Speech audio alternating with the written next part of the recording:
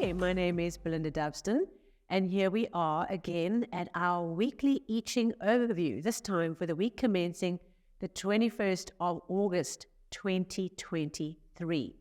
Last week, we had hexagram 45, gathering together, amassing, the leads swelling up, the contacts, the network, the groups, the activity, the swelling of the hay, of the wheat that we're collecting in the fields that we're harvesting, and working towards getting to grips with how we respond to pressure, how we deal with the stress points in our week, in our businesses, in our lives.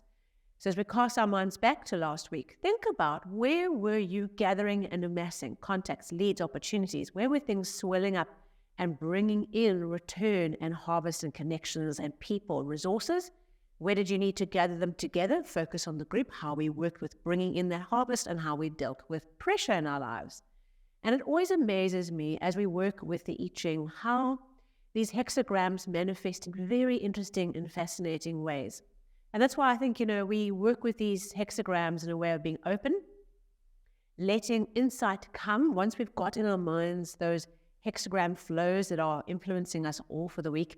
Is just have an openness to how the insight and the wisdom come. Because what happens for me is that I see these hexagrams manifesting in different ways. It really helps me to build up a real understanding from different perspectives through my own lens, through my own perspective of how these hexagrams come to help me.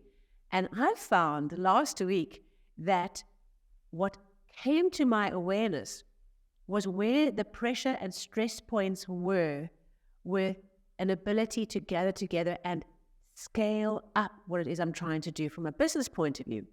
And there were some events in the week that transpired, one on top of the other, that weren't necessarily about my internal stress points and my internal gathering together, but in bringing an awareness of where scaling up the leads, scaling up the activity, scaling up the contacts, amassing new clients, had some pressure points, and those pressure points related to this network that I'm plugged into. So I found that amazingly interesting in being able to see what comes out the quantum soup, as I've told you before, what mirrors back to me through these hexagrams, and how that helps me then focus my attention on where can I build and reinforce and work with, augmenting where the weak structures are within what I'm trying to do, and to grow and develop my potential for the future.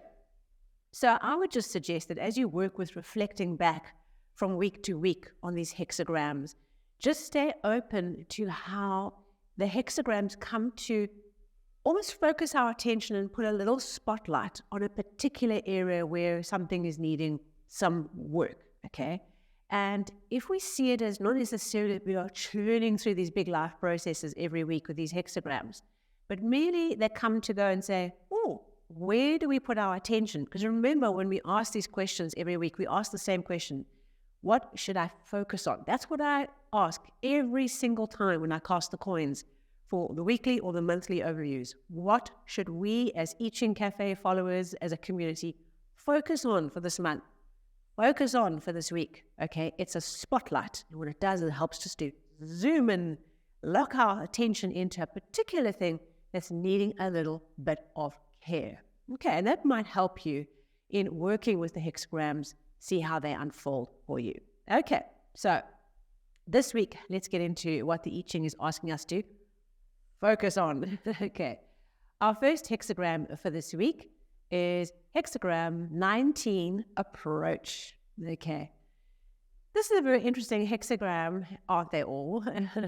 But focuses on this idea of something great approaching something small. Okay. Something returning and coming in and infusing our situation with goodness and blessings. And in a way, there's a very powerful similarity and meaning to our monthly overview for August, where we had 24 return locked, where we spoke about this bear coming out of the cave and emerging after the dark night of the soul, whether that's a spiritual dark night or a physical dark night or an emotional journey of difficulty we've been on for a while. We're now emerging as the bear shuffles out of hibernation and can start moving.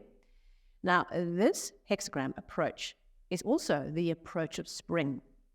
where you can imagine, I've spoken about this idea before, you've got like a little frog or a little fish in a pond where you've been through this winter and the thaw of spring comes. And this warm sun starts returning, this warm life and light starts returning. So there's like an interesting return connection between this hexagram and our monthly one. And it speaks to this idea of the great, this arrival of the warmth of the change of seasons back into our lives, and bringing us a blessing. What we do with this blessing that comes, is we don't try and finish things, push an agenda, seize and conquer. It's not that kind of energy. It's not a male active energy. It's a female passive, receptive, supporting, welcoming. So what we do with this week, what we're being asked to do, is to be open. That's difficult for some of us. We try and welcome what comes. So we are imagining that we are a host of a dinner party and we don't know who's going to arrive for the party or for the lunch, whatever it is that we've planned.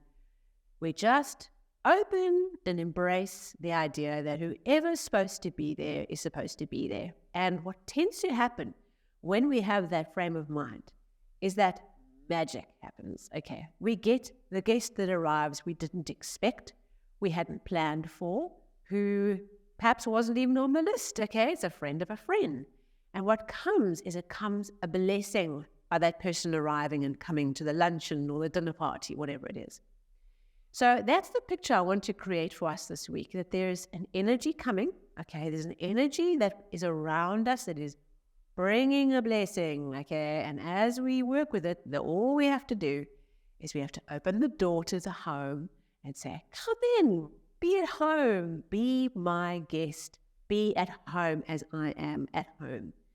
So I want us to really focus on the energy of opening up the heart and the arms, welcome what comes, lean into it, and work with this energy. This is very much about creating a nurturing space for things to evolve naturally. This is not a space this week where we try and conquer, fix, lock in, complete. We want to open up the energy. We don't want to close the energy. So be open to the unexpected value, the unexpected blessings. This is the hexagram of surprises. It's just a hexagram of just saying, let it come. Some of the books talk about welcoming the spirit returning, of this blessing of the spirit, of this flow of energy coming back into something that you've been working through. So it's a lovely hexagram for us to work with, but does require us to let go of the need to fix, lock, cordon, resolve, solve problems, come up with solutions, lock off the energy, complete things, quarantine, put things into boxes and tick things off. This is where we put a question mark. We don't put a tick. We say, what else do we need to open ourselves up to, which is the uninvited guest that has come to bring massive blessings to this situation. Changing lines. We have only one in the 6th position, right at the top. The 6th position, they have a story that starts at the bottom where something new, change is coming in. A particular pop of change to pay attention to is coming in the bottom. Here it's culminating. The top line is the culmination of the journey. Sometimes some hexagrams, that changing line can be extremely difficult, for us to work through. This is the culmination of blessing. Remember, this is the approach of what comes, the big approaching what is small. The big blessing, the big spirit approaching our physical mundane world. And so this is the culmination of that blessing. What started as a gentle approach right at the bottom now culminates. This is a line that says, be absolutely expansive, in terms of welcoming and bringing in and recognizing the blessing, because the blessing is manifest, is visual, has arrived, has come in, and what we need to do is we need to lean into it and just be with it and be expansive with it and relish in it and just acknowledge the blessing. It also speaks to this idea that we need to cultivate a generosity of spirit in giving. So, on one hand, this is the culmination of a blessing, but it's also encouraging us to take the blessings we've received and be generous with those blessings, okay? Is to share. This line is really, really powerful in terms of mentoring people, supporting people, training people, being there for others, sharing your knowledge and your wisdom, translating what you've been through and giving it back out, giving it to your clients, giving it to your partners, being open and expansive and generous. If we had to take one word or a phrase from this week, it's a generosity of spirit. As we are blessed with the generosity of goodness and abundance and blessings in whatever shape that manifests for you this week, or you become aware of this week, so we share those blessings and we generously give that to the people around us. It's a wonderful opportunity this week to be open to your team, the people around you, to your clients, of creating a receptive flow with others, of giving, of receiving, of becoming aware of the blessing. Okay, so a really wonderful changing line for us to work with. Open, sharing, generosity of spirit is what this week is all about. Our second hexagram, okay, where is this flow going? And it's quite interesting because we often want to, with the first and the second hexagram, put them into boxes, right? Start, finish, okay. What day of the week does one switch over into the second one, okay? And I often find that there are like two parts of the story. That because of that, and that in spite of that. You know, like they form like a pair that relate to each other, that connect to each other, that helps us see the situation from 2 points of view. So our second hexagram is hexagram 41, decrease. So you might think to yourself, goodness, how on earth does that tie into this idea of the blessings and the generosity of spirit and welcoming what comes, and now we've got a decrease, we've got less? How does this work? Okay, so let's get into this hexagram. It's a fascinating one. And it talks about the reduction. Okay, now reduction can be a lot of things. It can be a reduction in income, in cash, in clients, in time productively used, but it's a reduction in something for future gain. Okay, this is something we do know. This is a sacrifice we make now for a future gain. In a business context, it's like, you know, there's a piece of machinery, for example, that's really going to leverage your capacity to grow as a business. And you take the capital out of your savings now and you invest that in the machine. Okay, so what happens is in your cash, in your savings, you've got a reduction, a decrease. What that does is that builds in an increase in a future cycle because we're willing to make the sacrifice now. It doesn't necessarily mean spending, okay? It might mean just a reduction in the noise. I often find with this hexagram that it comes to draw our attention to where there is unnecessary spending, activity, time, where we are wasting time and energy in unnecessary things, where we need to reduce, okay, where our energy is in all these pies, okay, and be really laser focused on what is most important now. This hexagram asks us to make sacrifices, to let go of the unnecessary.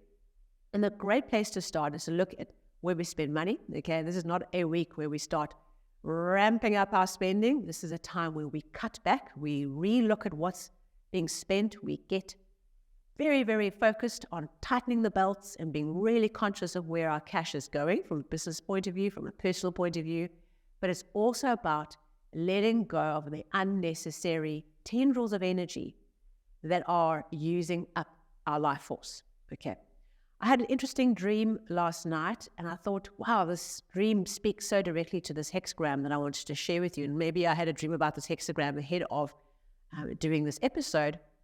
And I dreamt that I walked into my garage and there was an open door and there was a whole lot of things missing, cupboards and shelves that just were gone out of the garage. Someone had broken in and had taken them.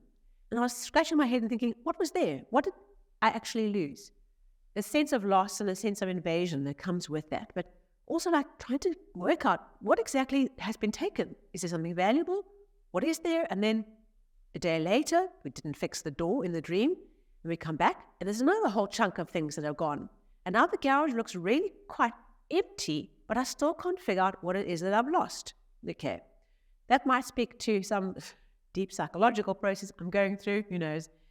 But what it speaks to for this hexagram is that part of this hexagram's meaning is taking comfort, seeing the blessings in loss. Okay. Because we see decrease as loss. Okay. But this hexagram says blessings come through the reduction. Okay. They simplify things. They clear out the space. They make things simpler. They allow us to focus on what's important. And it releases unnecessary energy tied into unnecessary things. So this dream for me, when I sat and really thought about it, and I thought, oh, this hexagram is this dream, I couldn't pinpoint what it was that had been lost or been taken, because actually it was stuffed into the garage, okay, the place where all things go to get dumped, never to be dealt with again. And actually, they were not important things. There was nothing precious in here. It was just the sense of loss that I was trying to get around, rather than something really important was gone. And in the dream, I remember looking at the garage and thinking, I know I'm supposed to feel really bad that things have been taken, but the space feels really clean and open, and I have to fix the door, but maybe this was a blessing. Okay, so as we work with this hexagram this week, we can let the life flow to take away other unnecessary things without us feeling like we are participating, right? Loss comes, okay, things are gone. Relationships are gone, or a client is gone. What we have to see is we have to see the benefit of the loss. And perhaps what we can do is take personal responsibility for cutting back on things that are unnecessary. What subscriptions can we cancel? Okay. What dates can we cancel?